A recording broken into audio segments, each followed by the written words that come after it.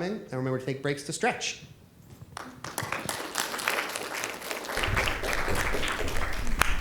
All right, can you guys hear me okay? Awesome. I have a confession to make before we get started. I can't throw and I can't catch. And so I'm really hoping that when you have questions that someone else can help with throwing and catching for everybody's sake. Awesome. Thank you so much for having us here today. We're really excited to come and talk a bit more about data. We spend a lot of time, looking at data and the numbers, and sometimes we wonder if we're becoming way too obsessed, right? Where we are focusing so much on data and we forget the poor customer on the other end. So we're going to touch on that today. I have an amazing panelist here with me. I want to introduce June Graboski from Google, and June is going to join me on the panel. And then Diana Stankovic, and Diana works with me at Cisco, so really, really happy to have them there. Diana has said to me, make sure the chairs are comfy, so we have to be sure that the chairs are good for her.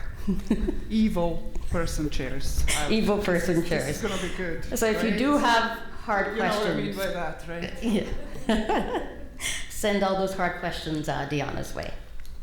So before we introduce the panel, I wanted to just spend a little bit of time talking about the whole idea of the marketing abyss.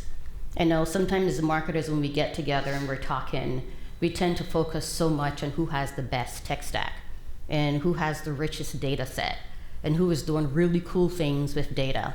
And it's not to say that that's not important, it really is, but I feel that sometimes that we get so obsessed with looking at numbers that sometimes we make the wrong assumptions, or sometimes we just forget the end goal, which is to make sure that the customer always has a positive experience.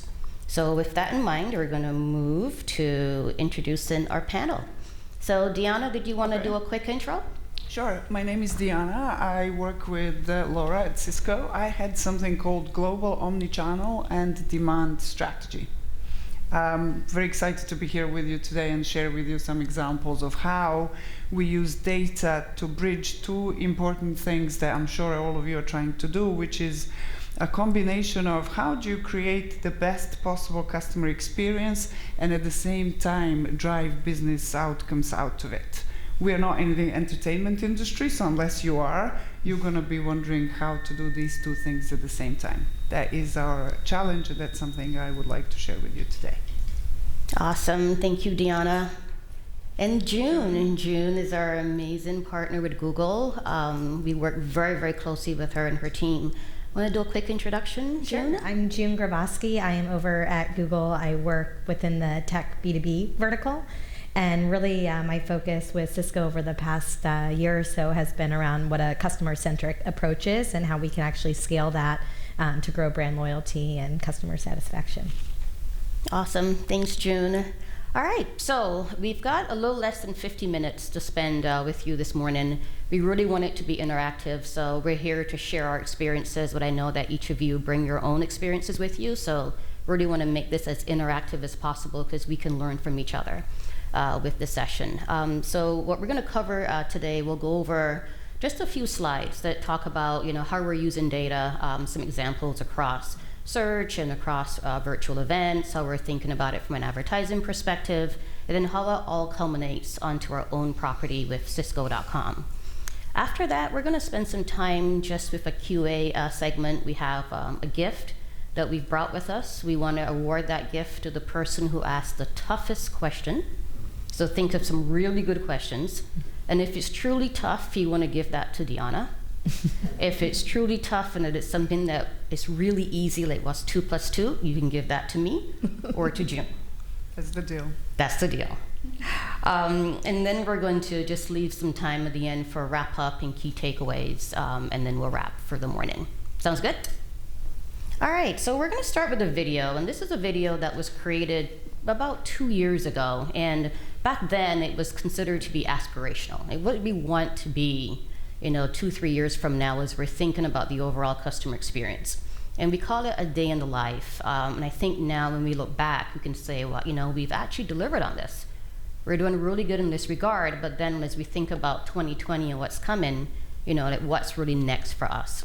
So before we get to that video, I wanted to also kind of turn and ask the panelists, as we're getting ready for the year 2020, which for us has been on the calendar as something that's pretty critical for us at Cisco and evolving the experience, what's top of mind for you? And Deanna, I'll start with you, and then we'll go to June. Yeah, it's very similar to what I was saying before when I was introducing myself to you. This combination of creating experience, and I really like what was said before in the introduction about listening to the customer, then verifying what you're hearing. Is this correct? Does it make sense? I will actually show you later what that looks like for Cisco in data terms. At the same time, I also run a team which is involved in demand generation as well. So how do you bridge these two worlds, and you don't become just experience for experience sake creator, and then at the same time you're not overselling as well, because if you do that, then the customer experience actually falters, and the whole thing doesn't quite make sense. So it's that balance between the two, and then the rest remains: the data, the technology, the processes, strategies. We still need to do those things, but how do we do them? And currently I run actually 2 separate teams that do these 2 things. So how do they work and operate in a way that we achieve both seamlessly? That is my challenge for next year. Laura?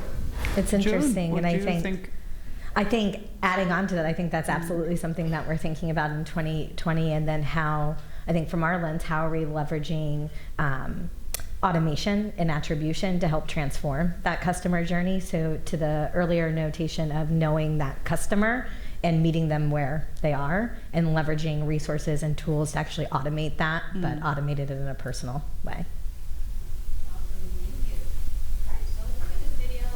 Better understand what our utopia looks like when we do show up where our customers are, and because we anticipate their needs, we know how to meet them head on.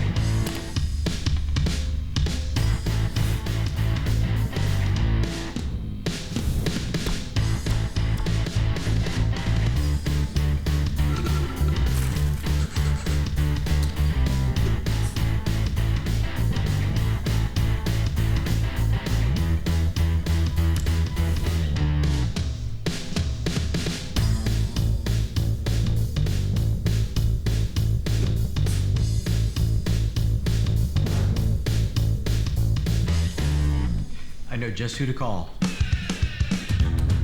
That's great, Paul. See you tomorrow.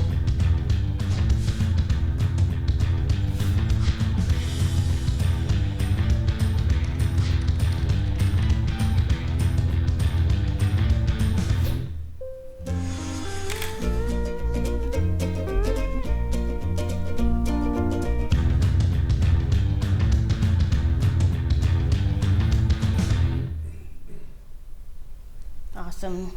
So Deanna, I'll pass it over to you now to take us down the road of data and how we apply it. Thank you. Did you like that video? Does that make sense compared to the experiences that you guys are putting together? Yeah? Okay, so So just to lay this as a foundation for the conversation later, there's going to be some inspirational stuff in here that we're going to say, but I promise to land you and actually show you hands-on what kind of experiences we're building and how we're using data for it. But why? At scale, the technology and data have evolved human conversations from very small groups to hundreds, thousands, and millions. We are able now to say and share opinions in social media and various different digital properties with as many people as are interested in what we've got to say. We also have approximately about 200, more than 200 platforms and data sources that we can use. We have access to them, all of us, right? Depending on where you are, you probably have access to majority of the data sources that would have been listed here. So, but still, do we always get to the target that we are looking for? Do we always get it right? Quite more often than not, we don't. So why is that? It's ultimately what we are all trying to do is get back to basics. That notion of a corner shop where you walk in and they know your name and they know what you bought yesterday and the day before, and they start actually anticipating what you want, that's all it is. It still is the same objective. How can you use digital means of actually achieving just this?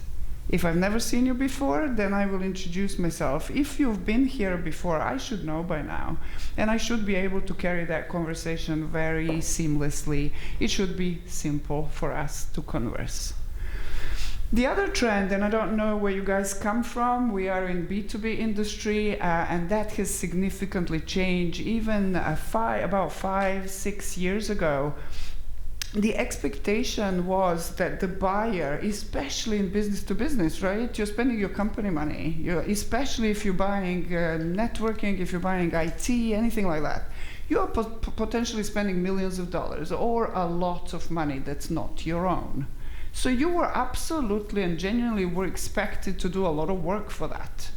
Go and do your research, make your own decisions, go to lots of meetings and places like this and conferences, learn everything that there is to know about the product, compare those products to competition, a lot of work, right? And the vendor was there to provide the information, or the vendor being the brand, was there to provide that information about themselves, but ultimately it was expected of you to do your job. In about 2013 and up until about 2017, this trend has completely changed. And even though we may be in B2B and saying, well, those experiences are kind of really for B2C, that's gone away. That's absolutely gone away. And what this means is this shift. It means that it's now expected from you as a brand to do all that work for the customer. You are supposed to show how your product compares to anybody else's. You are supposed to provide links and content that goes to third-party research that explains this stuff to the customer. They are not. And by the way, they will not engage. They will engage for a while, and then they're going to say, well, you're making it far too difficult for me. This is not just a consumer business trend anymore. And why is that important? By 2020, they say, the actual customer experience, how easy, how quick it is for me to deal with you, actually becomes more important than what your product is and how much it costs. 71% of organizations cited customer experience as competitive differentiator.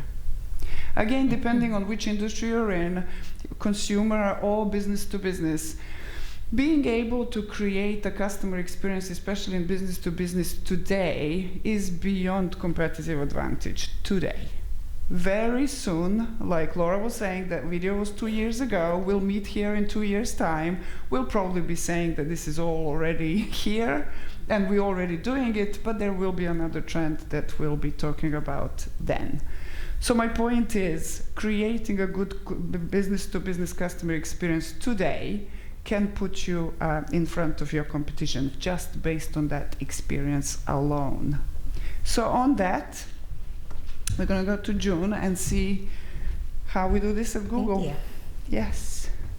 Yeah, so one of the big things when we think about that customer experience is actually starting with the customer first. So you'll hear a lot of times around, what's my mobile first strategy or my CRM strategy, we like to think of this more as a customer strategy. And what we've learned is that our customer is totally different than it was even a year ago.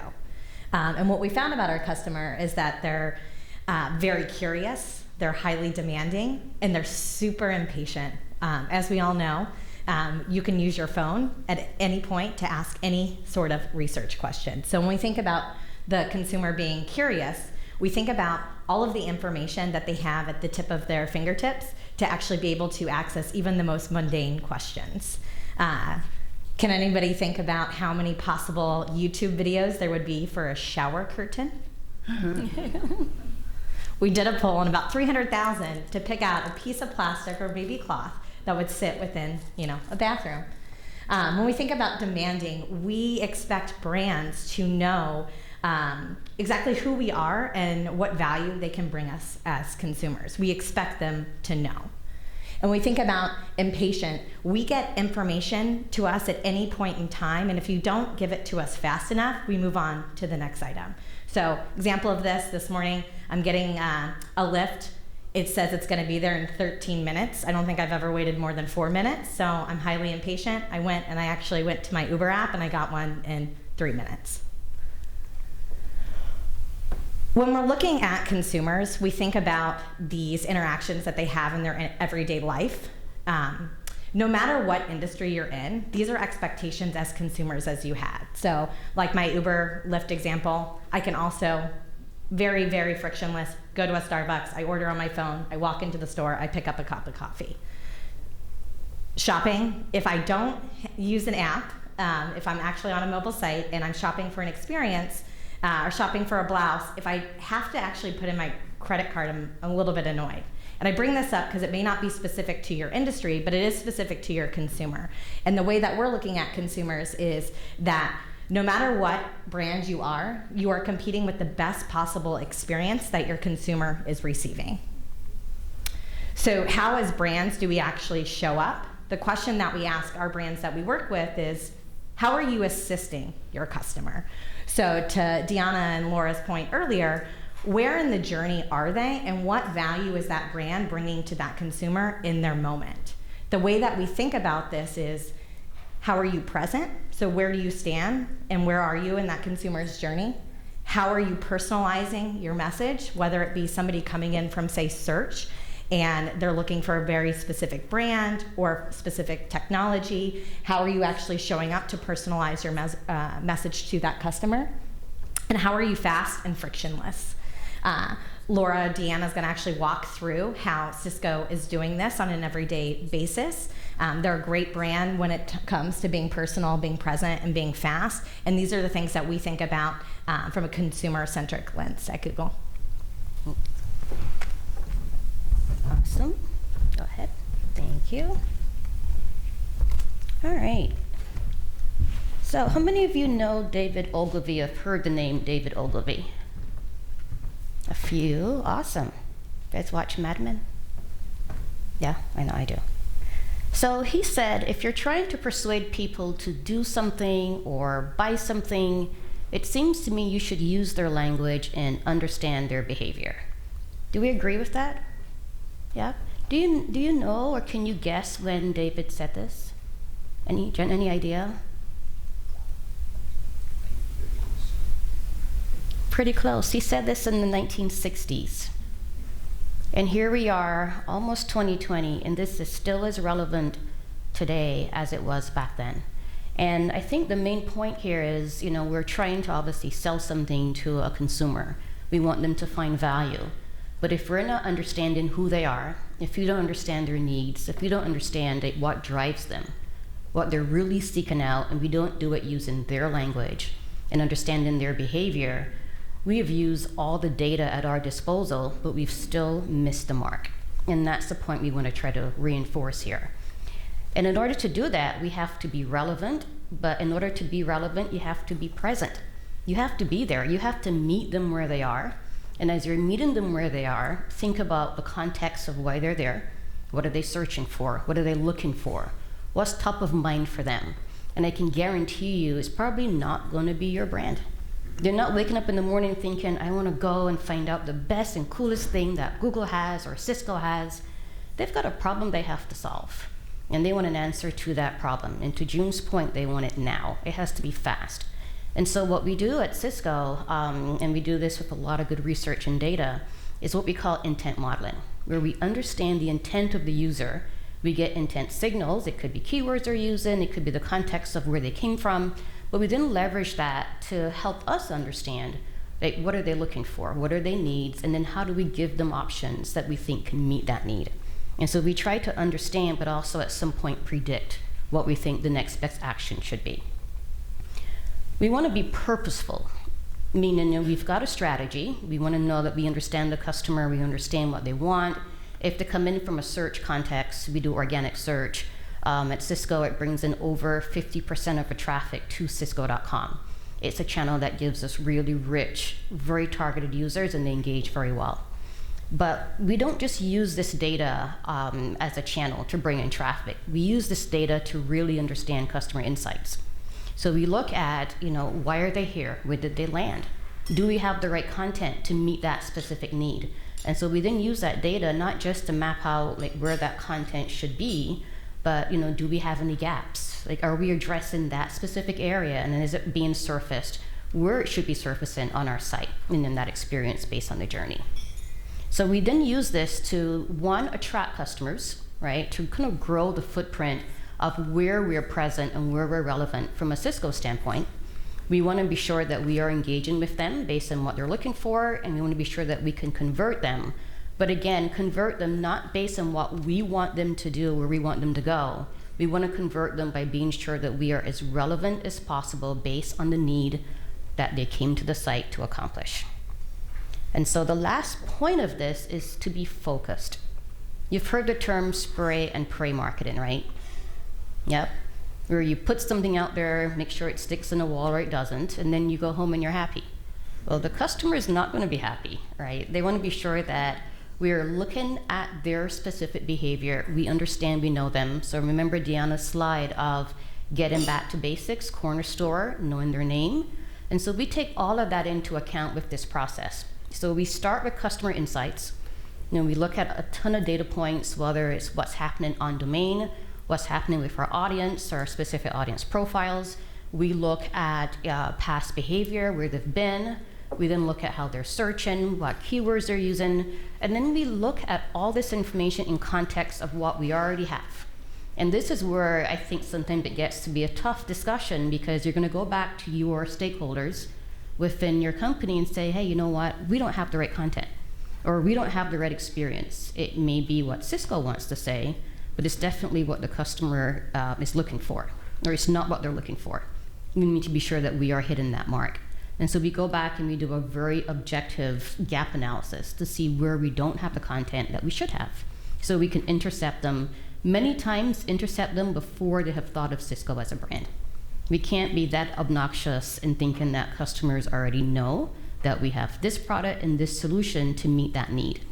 What we need to do is ensure that we are addressing the need first and then bringing the brand in second. So then that creates a content plan, and that content plan is across 3 areas. Either we're optimizing the experience, we already have the content, but it's not working as hard as it should. It's not addressing a very specific pain point. Let's go back and rewrite it. Or we use merchandising. So we know what are all the high traffic pages on our website.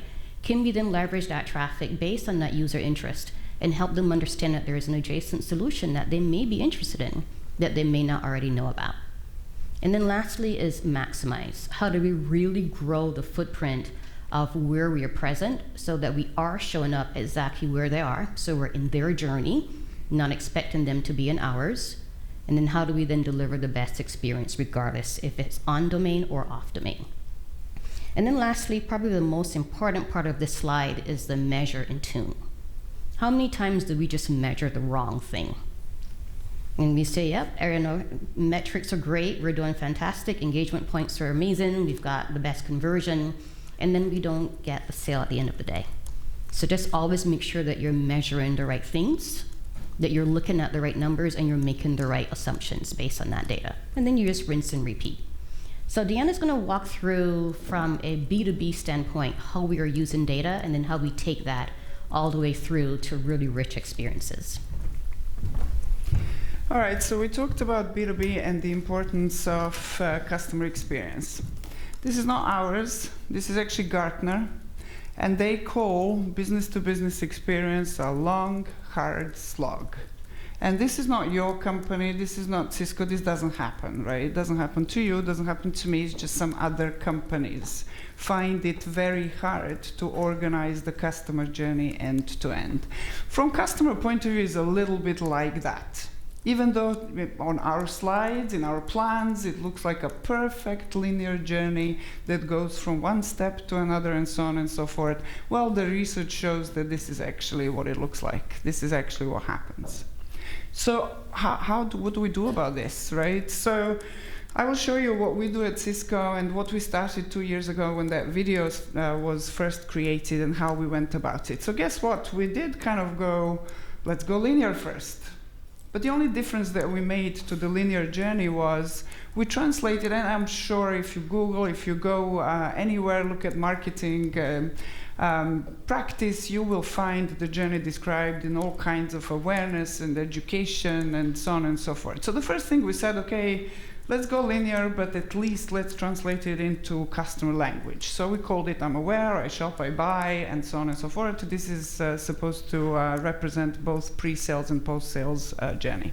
Okay, so that was step number one. You know, very, very high level, not very useful, but a beginning. Step number two was exactly what Andrew was telling us earlier today. It was going out, listening to those customers, and actually capturing what is it that they say when they go through a customer journey. What are the steps that they take? So how do we take this high-level picture that's really linear down into something that customers actually do? Come in moments that matter. At least we call them that. There are, again, various definitions of this. But this is basically both digital research, analytics-based, and qualitative research, as in you go and ask your customer. This is the analytics and qualitative-based research that tells us that they go through these moments. These moments that I'm sharing with you here are very universal. So we have slightly different and more worked out moments for when the customer is buying particular technology.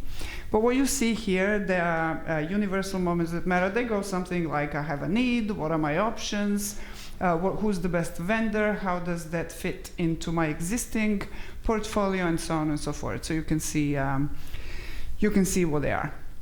So far so good. Strategically, this works pretty well. And then what we do is we create this and plot this onto the overall life cycle journey. And then we map the moments that matter. So far so good. My job is done. My job at Cisco is strategy, and I'm done now. So what do you do with this? How do you use this, and how do you actually action this? Comes in data and analytics and insights people. And I know we always talk about algorithms and machine learning and so on and so forth. How does that actually work for this? So our insights and analytics team have then translated each one of these moments into data points. So I'll give you examples. For example, the moment that says which vendor is best for me, data points behind would be intent modeling that Laura was talking about, so third-party off-domain, off-Cisco behaviors, one. Second, any queries that are versus queries, any queries that are competitive queries. Third, for example, came to Cisco.com, looked at comparison tables, searched for competitor in a certain period of time, and so on and so forth. So now imagine that each one of these questions that you see here has a long list of data points behind, and that the data comes both from Cisco, so both first-party primary data, behaviors, as well as third-party data that we can collect from those 200 sources that I talked to you about before. Okay? So far with me? Right? Every one of these strategic points becomes a data point. So what happens then? something like this happens. And I'm not online right now, so I'm showing you the screen recording. But we have a tool which is an interface that represents the customer lifecycle journey. So you see the racetrack, that's what we call the journey. Each one of the colors that you see here represent a different moment. And each one of these dots that I'm showing you now represents a real-life Cisco account of a certain type. So imagine for a minute that this is my security targeted account list. I'm running this security targeted account list from a year before up to the year today, so 52 weeks, and I'm literally watching how they moved from one moment to another. Okay? With me so far? So what do I do with this? Other than the fact that it looks very pretty, I really like the colors, and so on and so forth, what can I do with this? So basically, going back to my beloved Insights and Analytics department, they start producing reports like this for me. They're telling me something like, currently, looking at the view of digital behavior and footprint of these accounts for a year, they can start predicting. First of all, they can tell me what was the percentage of accounts that moved from, significant percentages, obviously. What is the significant percentage of account that moved from what vendor is the best for me to how does it best meet my needs, and then how they went to purchase. So going back to linearity of journeys, none of these, literally none of these went across the racetrack from 1 to 2 to 3 to 4 to 5, literally none of them. They all skipped, but they skipped in certain statistically significant ways that I can now learn from the analytics, from the data. I can now see which path did they take most of the time.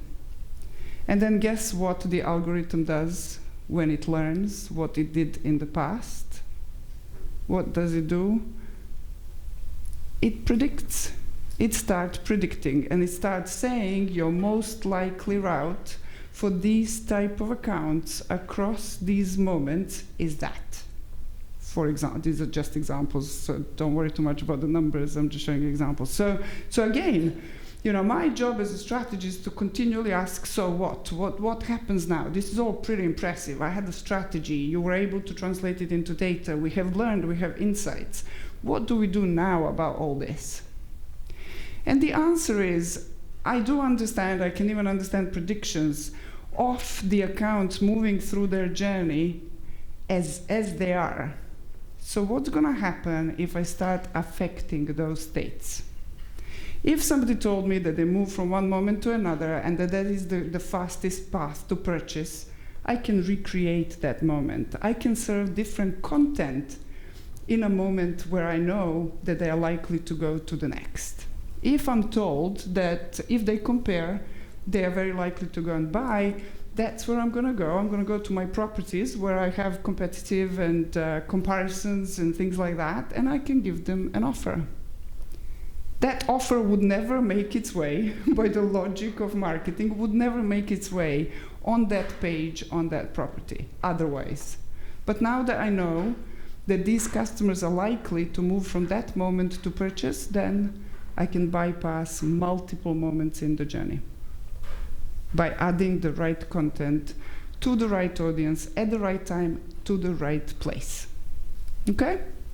Does this make sense? This is my example number 1, so I'm going to move to the second. Make sense for everyone? Okay. The second example, which we're going to go to, is a completely different thing, but also uses now third-party data from the cloud. I'm talking about an event like this. So event like this, we are now here, it's being streamed. Do we know who's watching? And if we know who's watching, what do we know about them? Do we know that in an anonymous sort of way? I know that people had to register. Do they have someone else join them? What do we know about the people there? And by the way, this is an event where registration was not needed. So none of the data I'm going to show you in a minute has anything to do with registrations. It has to do with using third-party data and recognizing who's there. So This is the dashboard, real-time event happening at Cisco. I identify the accounts, visits per minute, the target accounts, how many of them were actually the accounts that I actually targeted, and then moments that matter. What stages of moments that matter are they in right now? So this is happening whilst we are streaming a live event at Cisco, and our customers are joining completely anonymously with no registration, so completely frictionless, right? We're not asking for any data, nothing.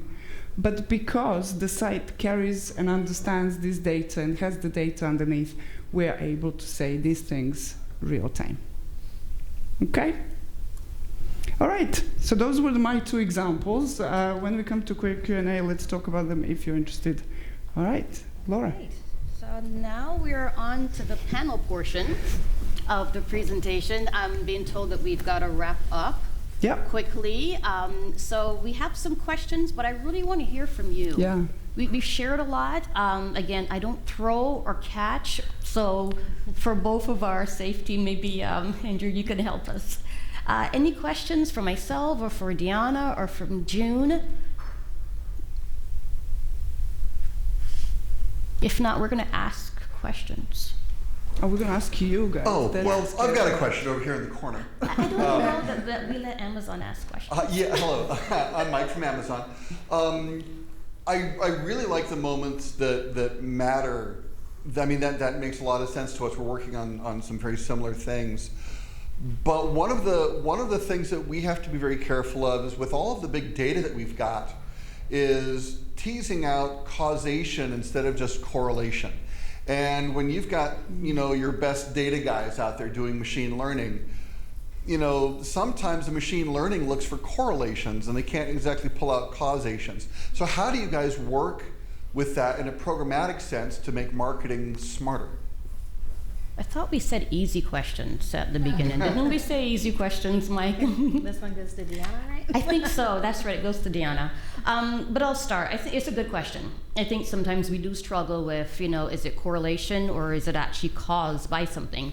And the only way that I've found to answer that question as accurately as I can is by looking at multiple data points.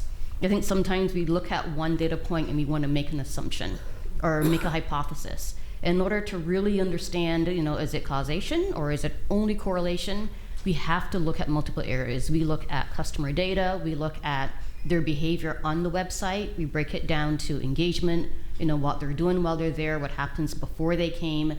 All those help to tell that overall story so that when we're posed with a question like that, and we have as many data points that Deanna said, 200 plus, that we can go to. One, we're using the right ones, and two, it's not just one, that we're able to validate with multiple sources.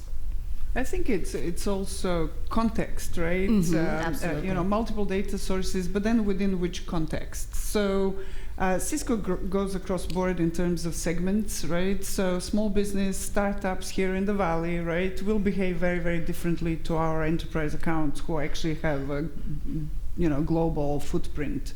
So multiple data sources within the context of who the customer is, what do we know about that customer themselves is, I think, what's needed. Does that make sense? Yeah? Yeah, I think he's saying mostly.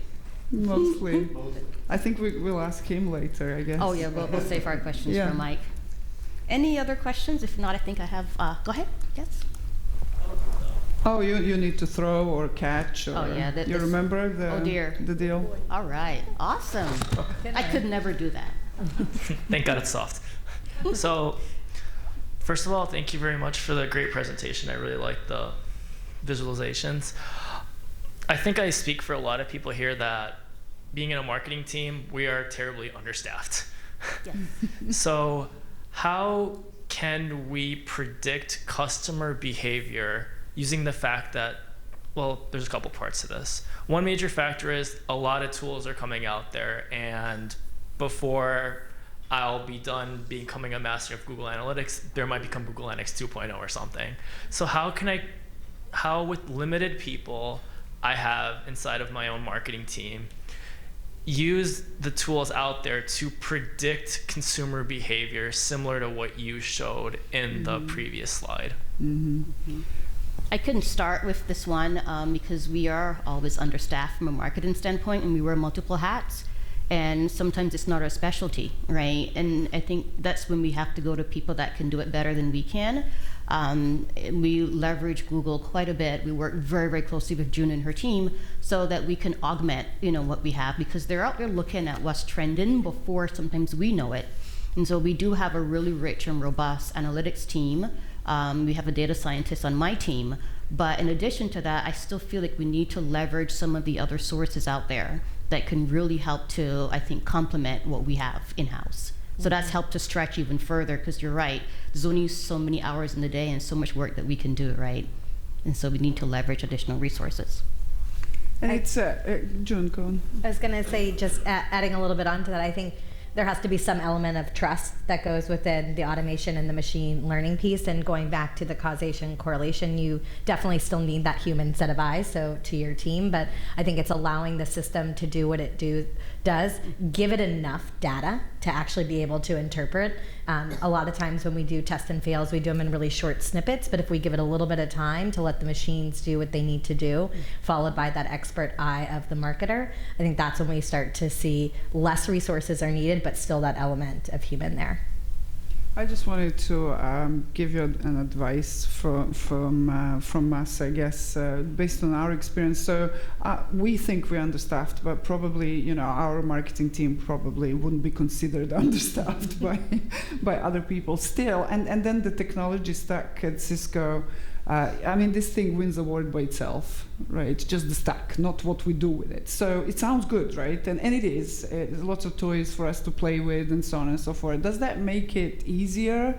Not necessarily. It's that simplification. Whether I was working on one tool by myself, or I had access to hundreds of people at Cisco and a tech stack that wins an award, the truth usually and the success usually lies in simplification. How simple can you make it to actually understand what are the questions? One, that's the hardest one in my opinion. And then secondly, how sophisticated do you need to be?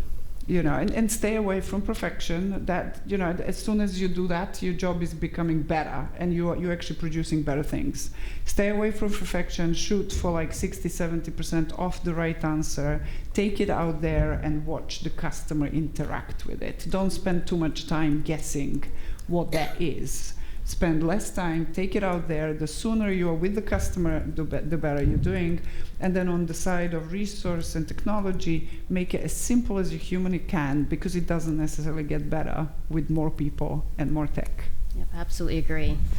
So I think we're out of time. Okay. We did want to ask one last question, because we do have that prize. If not, I think we may just choose the person in the audience that I think that's a really good question. Yeah, no? Absolutely, yes. Yeah, okay. If you want to pass that for me. You got a prize in the already. gold, yep. You see, it hasn't even started, just for being brave here. Awesome.